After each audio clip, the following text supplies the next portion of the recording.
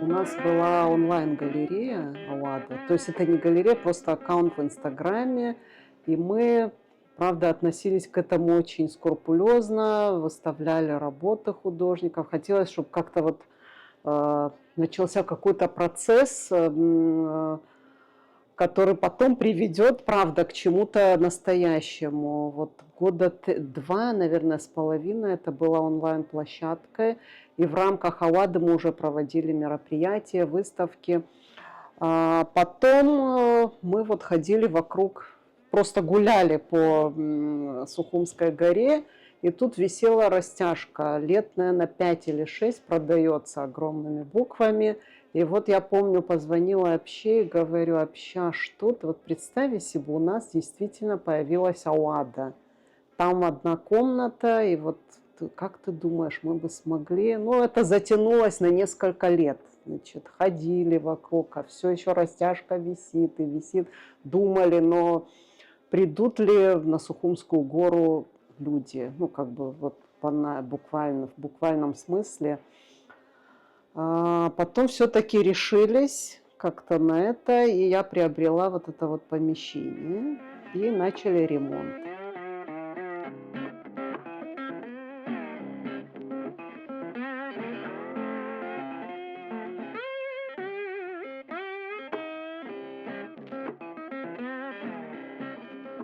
Все своими силами, на свои собственные средства отремонтировали здание. Нам помогали семьи, друзья, родственники. То есть все это такой, так сказать, для них волонтерский процесс абсолютно был. И вот удалось привести это в такую как бы форму, когда это пространство уже было пригодно для проведения каких-то выставочных проектов. Хотя оно маленькое, но здесь уже за 4 месяца, по-моему, это 4-я выставка.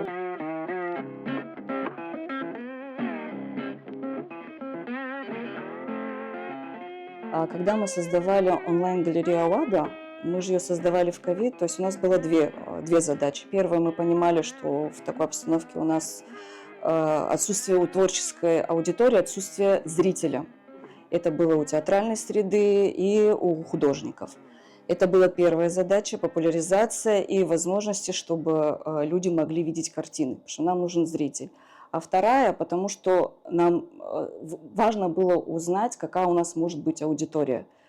В течение 3 лет вот у Ады как онлайн нарастила определенную аудиторию, которая, очень важно, именно молодежь находится же в этой среде. И очень важно понять та публика, которая привыкла приходить на выставку, и та публика, которая в основном свое время проводит там. И вот, как Диана сказала, было интересно, кто из них будет чаще всего приходить сюда, на Сухумскую гору. И нам интересно, что вот этот факт, который мы наросли, вот то, что мы нарастили в течение 3 лет, и как онлайн-площадка, вот эти же люди к нам приходят, вне зависимости от возраста, профессии, интересов. У нас есть зрители, которые могут приехать, потому что знают, что есть выставка. Например, художники Сочи. У нас были в гостях группа художников и людей, интересующихся искусством. Они сказали, что все художники Сочи подписаны на Awada Gallery. Пожалуйста, чаще публикуйте работы. Мы хотим видеть работы абхазских художников. Аудитория у нас очень интересная.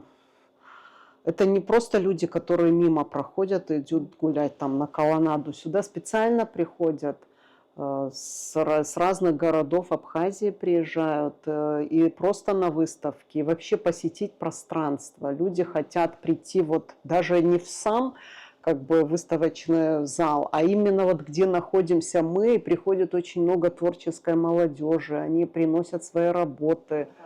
Тут идет, да, общение, просто какая-то атмосфера, это вот как стало какой-то, правда, ну, центром культурным, наверное, культурным, маленький культурный центр в одной комнате, можно так сказать. И иногда нам говорят: у вас одна комната, ну что там, ну как...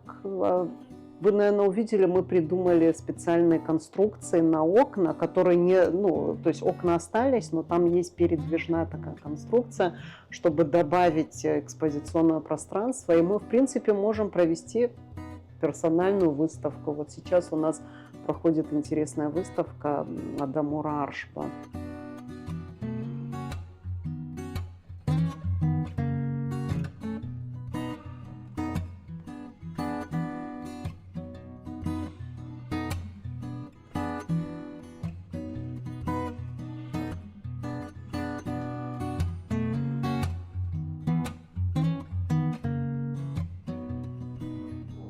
Адамур, я рада тебя приветствовать в очередной раз в рамках программы. Когда мы писали с тобой беседу на тему твоего творчества, вот всего этого не было еще. Прошло совсем мало времени, но много всего сделано за этот период. Ты прям целенаправленно к этому готовился, насколько понимаю. Я вас тоже приветствую. Да, на самом деле, не хотел старые работы показывать, они у меня есть. И, в принципе, можно было целую выставку собрать из работ, которые у меня уже есть. Но хотелось что-то новое, всегда хочется что-то новое. Знаешь, хотя для других это тоже новое, но мне уже как бы приелось, то, что я смотрю каждый день. И хотелось что-то новое сделать. Больше половины работы, думаю, что именно конкретно под эту выставку были сделаны. Выставка твоя посвящена Абнилосу. Это такая некая популяризация самого Абнилоса, на мой взгляд. Мне кажется, многие, посетив твою выставку, впервые, не все, конечно, впервые услышали об Абнилосе, но, по крайней мере, мне кажется, у них зародилась идея обязательно посетить Абнилос. Вот с какими ощущениями, впечатлениями чаще всего подходят к тебе как к автору этой выставки?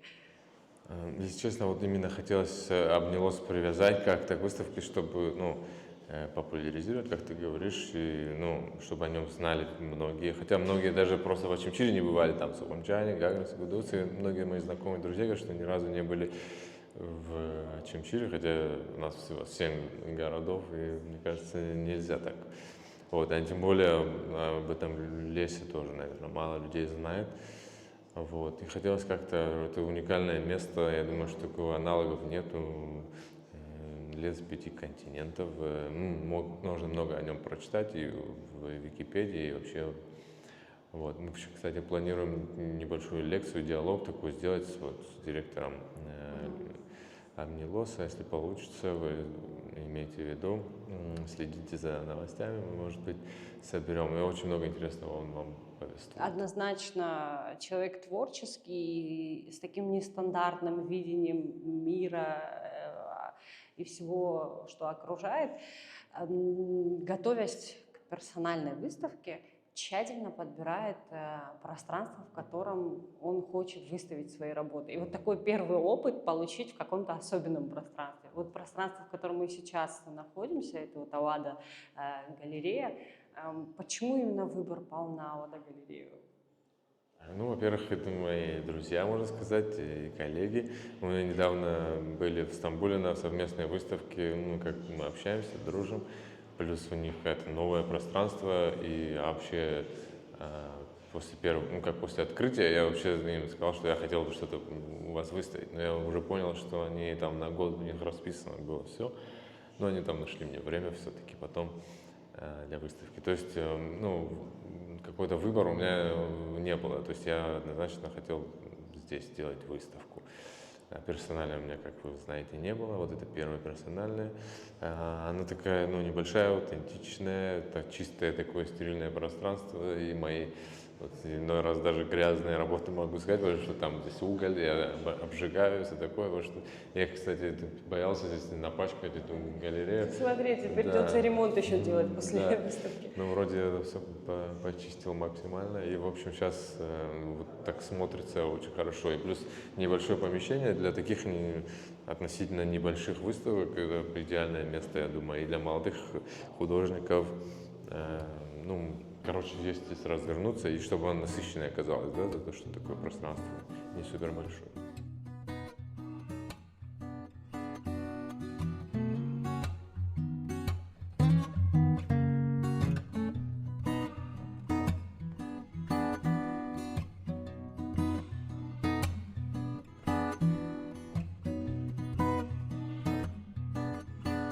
Во-первых, это подарок городу, что вы можете приходить со своей семьей, со своими детьми и увидеть многие работы вживую. Потому что увидеть их в социальной сети и увидеть их непосредственно – это огромная разница.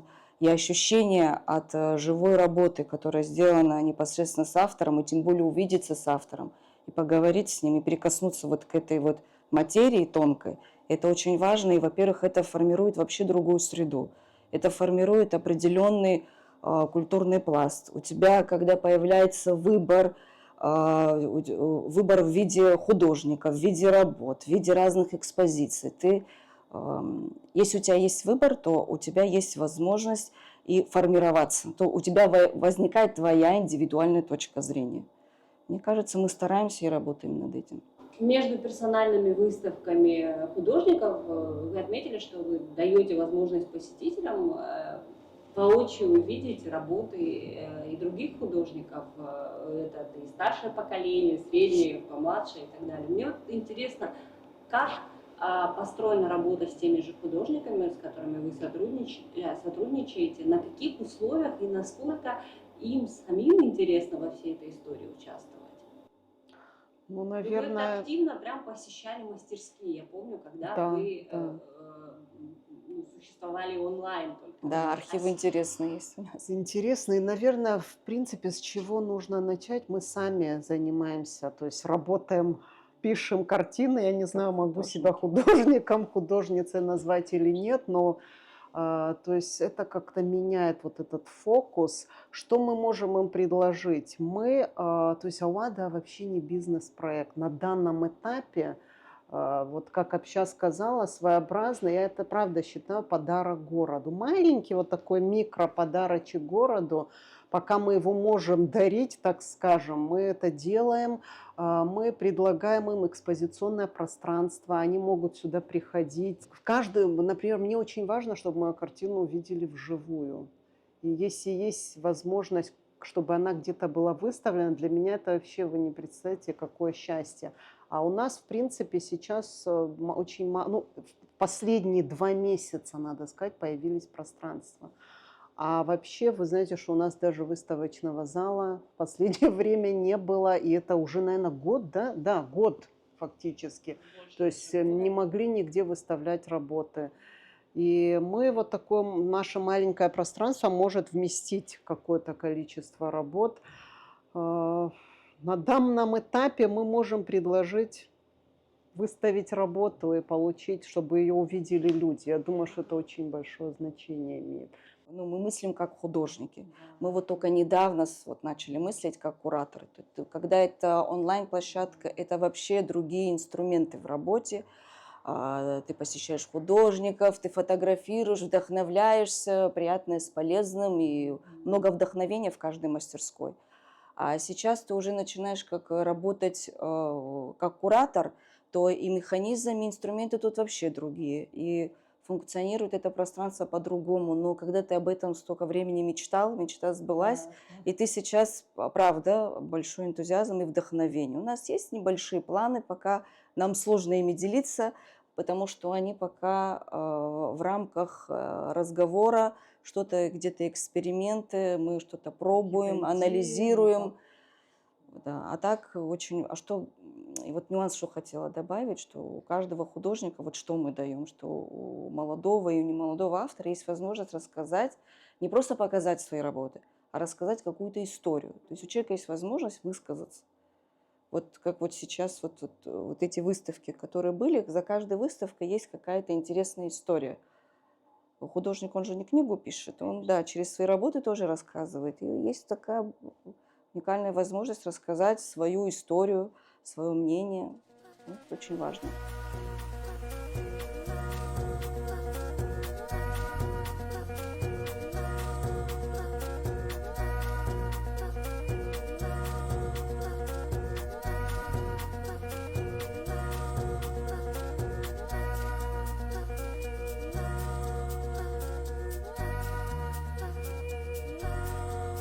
У нас есть график, но мы его не придерживаемся. Потому что если даже это не моя очередь быть в Ауаде, я все равно прихожу. И так же общаться. Да, у нас есть одно правило. Вот когда Ауада открыта, в принципе, и она работает каждый день. Она работает каждый день. Исключение, вот когда вот мы понимаем, что вот на самом деле люди разъехались, и какие-то основные важные праздники, и мы тоже делаем себе выходные. Но если вот посчитать по времени, по календарю с того момента, как мы открылись, нерабочих дней было значительно мало. Потому что даже иногда, когда мы пытаемся друг друга отпускать, мы все равно в течение дня кто-то из нас не выдерживает, все равно приходит. И Хотя- хорошо, что Сухум да. маленький город, можно успеть миллион дел в день. И можно найти время, правда, для всего. Но все дороги ведут в Ауаду все равно. А так у нас бывает, Даже в когда снег. периоды, да, даже в снег. Но бывают такие периоды, когда вот мы понимаем и отпускаем себя, ну, для работы в мастерской. Мгм. А остальные дела всегда можно успеть в Сухуми решить, как Диана сказала. Если вот говорить о поддержке, нам с Дианой очень удобно, когда вот нам, если надо срочно уйти, что мы можем вот в этой Ауаде оставить людей, которые также любят Ауаду, как и да, мы. есть такие люди, Да. они Это нас друзья или поддерживают. родственники? И родственники, и и друзья. друзья, Да, ты вот уходишь, вот тебе надо уйти, вот мы понимаем, что Да. мы не можем, вот, надо Есть кого-то какие-то оставить. моменты, да. И вот наши друзья и члены нашей семьи приходят, Да.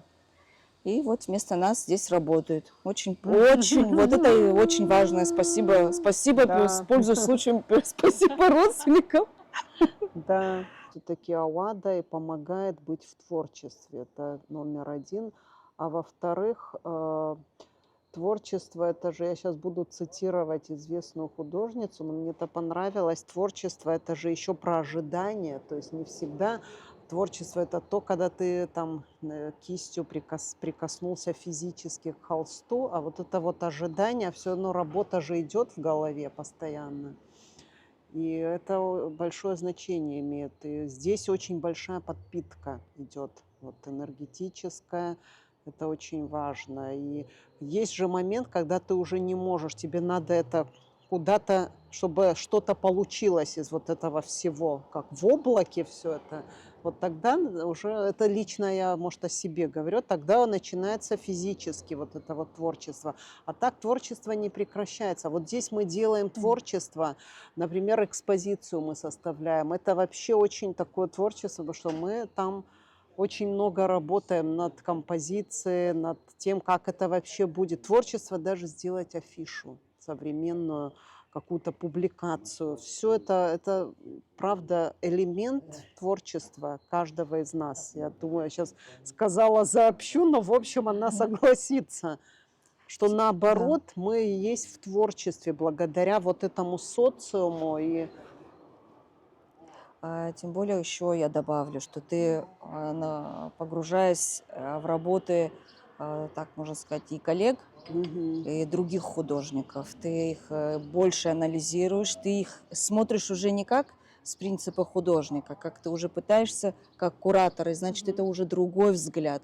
И у тебя одновременно два абсолютно равнодействующих в положительном смысле взгляда, и это тоже интересно для тебя самой, потому что сколько ты иногда в себя впитываешь, и потом это какая-то реакция в тебе происходит, и это в какой-то период выплескивается. И что еще сказать, очень часто ты бываешь у себя дома, но мимо проходишь в мастерской. Это, если ты хочешь найти оправдание не работать, ты его найдешь. Ауада, правда, она больше помогает находиться в процессе творческого.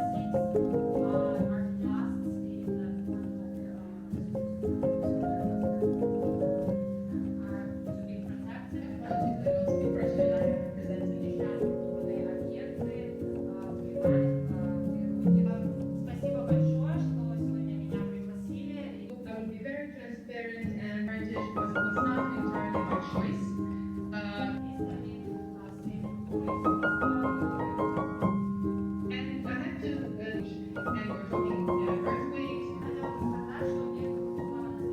С момента нашего открытия нам многие жители города и наши друзья подарили работы.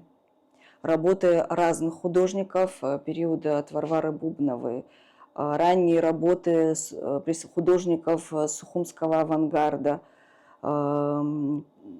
в общем, у нас в фонде У нас сколько работ? 19 работ уже в фонде Awada Gallery. Они очень серьезные работы. Мы тоже планируем выставочный проект небольшой. Как раз наша Awada вместит эту экспозицию.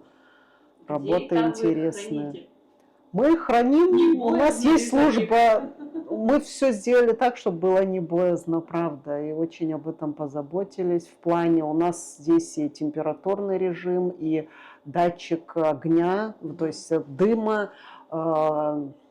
наблюдение, сигнализация, то есть все, что возможно, мы постарались, стараемся по максимуму, хотя, да, все может быть, конечно, да.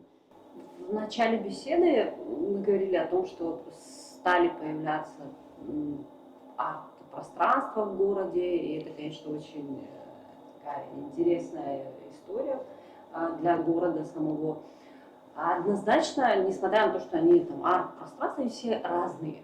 Там, у каждого свой концепт, у каждого свой подход. Но мне просто вот любопытно, есть ли, может быть, некое такое ревностное отношение к тем, кто появился после вас, это раз, и во-вторых, чем, условно говоря, Awada отличается от всех остальных пространств? Мы недавно с Дианой эту тему обсуждали, и у нас вот сейчас разговор какой был. Чем больше открывается пространств, это, наоборот, помощь другой галерее. Если вот вы единственное арт-пространство, это означает, что вы в какой-то момент все равно попадете в период стагнации, невозможно развитие. А чем больше арт-площадок, это получается кровообращение. И разные люди, получается, что разные художники, разные концепты. То есть ты понимаешь, где-то выставляется современное искусство, где-то несовременное, где-то классическая живопись, где-то другой формат. И опять же у зрителя появляется возможность выбора. И жалко вообще, что эта вся концентрация произошла именно в столице. Это очень необходимо, чтобы было и в других городах.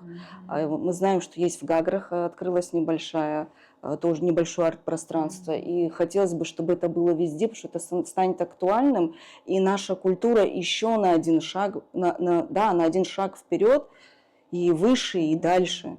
Это как экосистема такая получилась. Удивительно, что посетитель, который идет сюда, он либо прошел через несколько, то есть они идут по цепочке. Это очень интересно. То есть тот, кто пошел в новую галерею в Сухуми, он приходит к нам. Либо от нас он узнает, или там планирует пойти в другую. То есть вот какое-то вот как кровообращение идет, правда. И люди интересуются, молодежи нравится пойти в одно место, потом сравнить с другим, посмотреть где-то что, вот как бы вот так. В хорошем смысле это очень здоровая и полезная конкуренция, и для художников тоже. Потому что вообще творческие люди, они как дети, это же как игра, и в этой игре ты хочешь попытаться быть лучше. И если ты пытаешься быть лучше, значит идет процесс. И этот процесс обязательно заканчивается чем-то очень хорошим.